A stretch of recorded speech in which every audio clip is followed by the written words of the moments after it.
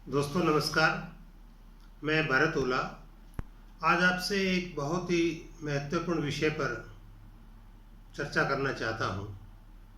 दोस्तों आपने देखा होगा कि हमारे आस पड़ोस में ऐसे बहुत सारे लोग रहे हैं जिन्होंने किसी न किसी कारण से आत्महत्या कर ली।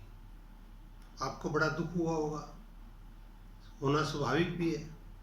लेकिन क्या कभी आपने सोचा कि उस व्यक्ति ने आत्महत्या क्यों की और क्या उस व्यक्ति को आत्महत्या करने से बचाया जा सकता था? दोस्तों आज का हमारा जो सब्जेक्ट है वो यही है कि सब कुछ होते हुआते भी लोग आत्महत्या क्यों कर लेते हैं। आपने अखबारों में पढ़ा होगा कि फलां आईएएस ने आत्महत्या कर ली, फलां फिल्म इंडस्ट्रीज के जाने माने कलाकार ने आत्महत्या कर ली, किसी बच्चे ने परीक्षा में असफल होने के डर से आत्महत्या कर ली, या किसी और परिजन की मृत्यु के दुख के कारण आत्महत्या कर ली। बहुत से कारण रहे हैं, लेकिन आत्महत्या करने से पहले उन लोगों ने हमें ये इशारों में ये बताया है कि वो आत्महत्या करने जा रहा है, लेकिन हम उसे ठीक से पहचान नहीं पाए। अगर हम उसे पहचान लेते तो निश्चित रूप से हम उसे मरने नहीं देते। आज का हमारा यही विषय है कि हम कैसे ऐसे रोगी की पहचान करें जो डिप्रेशन में है, और वो इतना डिप्रेशन में है, इतना अवसादग्रस्त है कि वो आत्महत्या करने जा रहा है। उसके क्या लक्षण हैं, कैसे हम उसको बचाएं, इन सारी बातों को हम तफसील से यहाँ रखेंगे। और ज़रूरी है कि इन सारी बातों को जानने समझने के लिए आप हमारे साथ बने रहें। और ये भी निवेदन कर दूं कि आप हमारे इस चैनल को सब्सक्राइब कर दीजिए, लाइक कर दीजिए, क्योंकि मैं न केवल अवसाद के ऊपर बल्कि आने वाले दिनों में जितने भी मानसिक रोग हैं, भले वो पैनिक हो, भले एंजाइटी हो, भले टेंशन हो, भले पैनिक हो, स्किज़ोफ्रेनिया हो, ओएसडी हो, हिस्टीरिया हो, उन सारे मानसिक रोगों के बारे में हम एक एक रोग के बारे में, उनके कारण, लक्षण और उनके निवारण के बारे में बात करेंगे। तो दोस्तों पहले तो हमें ये समझना है कि कोई भी व्यक्ति है वो अवसादग्रस्त कैसे होता है। अवसाद, सामान्य उदासी और अवसाद में बहुत फर्क है। किसी परिजन की मृत्यु हो गई तो निश्चित रूप से हमें दुख होता है। किसी परीक्षा में असफल हो गए तो निश्चित रूप से हमें दुख होता है। कोई हमारी मनचाही चीज़ हमें नहीं मिली तो हमें दुख होता है। लेकिन वो दुख, वो हताशा, वो निराशा थोड़े समय के लिए होती है। थोड़े समय के बाद हम उससे उबर जाते हैं और अपनी रोज़मर्रा की ज़िंदगी वैसे ही शुरू कर देते हैं जैसे पहले हुई थी।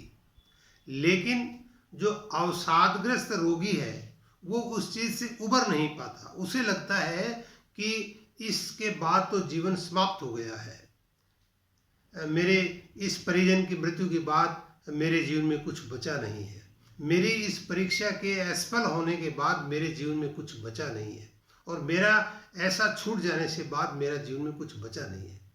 जबकि वो गलत सोचते हैं।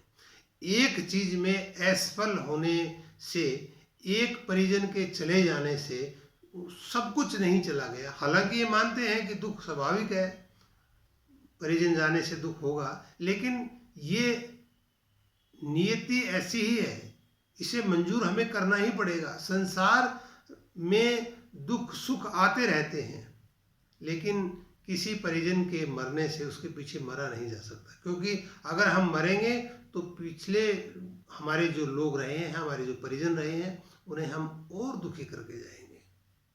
तो पहले तो आपको मैं उन लक्षणों के बारे में बता देता हूँ कि डिप्रेशन का रोगी है उसके वो लक्षण क्या क्या है। पहले जो व्यक्ति खुश रहता था, हर बात में हंसी ठिठोली करता था, आजकल वो व्यक्ति निराश रहता है, हताश रहता है और हंसी ठिठोली नहीं करता है। तो इसका मतलब है कि वो रोगी मानसिक अवसाद की तरफ जा रहा है। दोस्तों यहाँ एक बात ये भी बता दूं कि कुछ दिनों के लिए नहीं, लंबे समय तक अगर ये रहे, और जो मैं लक्षण आपको बताऊंगा वो लक्षण 5-6 लक्षण अगर उसके मिल रहे हैं तो हमें मानना चाहिए कि वो अवसादग्रस्त व्यक्ति है। दूसरा, वो जब निराशा और हताशा की बात करता है और अगर ये कहता है कि जीवन में कुछ नहीं रखा है, जीवन से अच्छी मृत्यु है, तो हमें सचेत हो जाना चाहिए।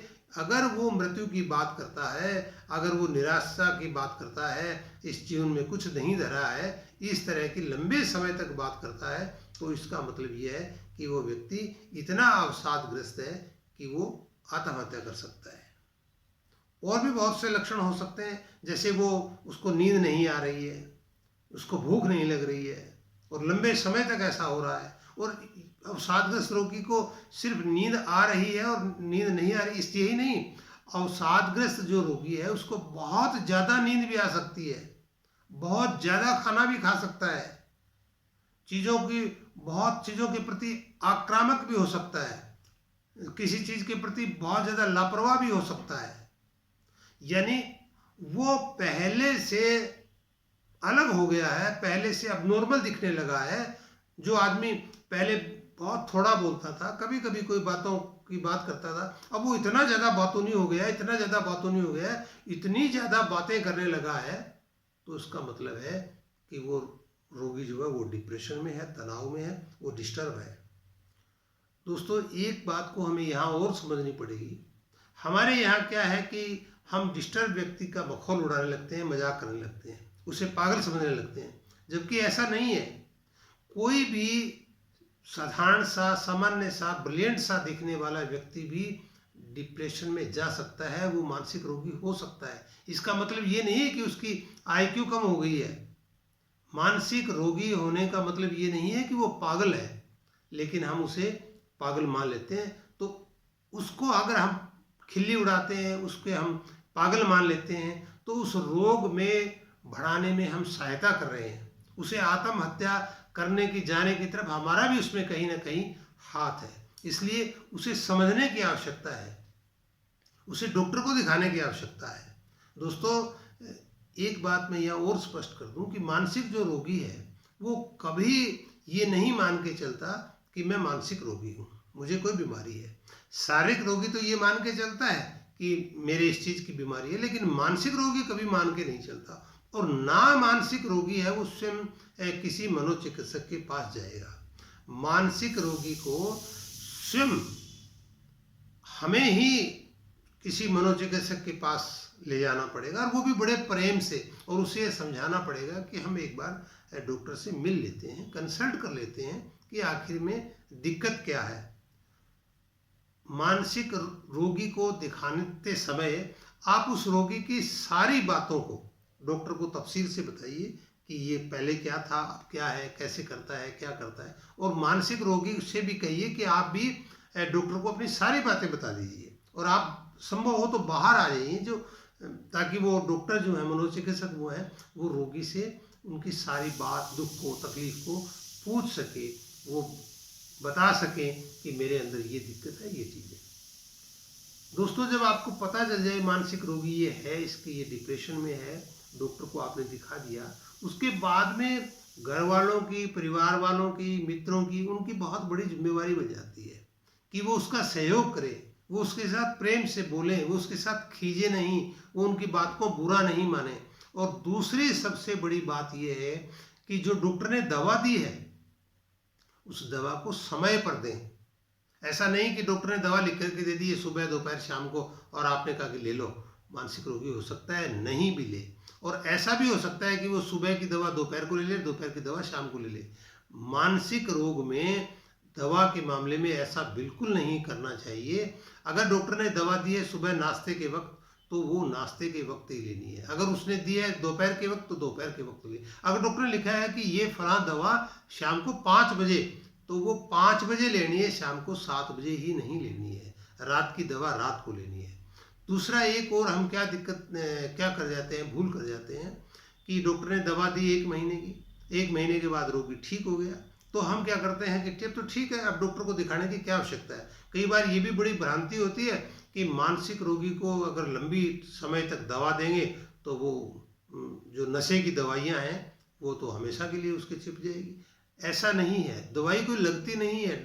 मानसिक रोगी को डॉक्टर कोई नशे की दवा नहीं देता है, ये हमारी भ्रांतियां हैं। और ना वो रोगी उसका आदी होता है, बल्कि डॉक्टर उसकी मानसिक स्थिति के अनुसार, उसके रोग के अनुसार उसे दवा देता है और धीरे धीरे दवा को वो अपने हिसाब से घटाता है या बढ़ाता है। और एक दिन ऐसा आता है कि वो उसकी दवा बिल्कुल बंद कर देता है। इसलिए हमें कभी भूलकर भी मानसिक रोगी की रोग को दवा जो है वो बंद नहीं करनी चाहिए। अगर हम बंद कर देंगे तो रोग फिर से उभर जाएगा और फिर से हमें जीरो से लेकर के फिर दोबारा जो है वो शुरुआत करनी पड़ेगी।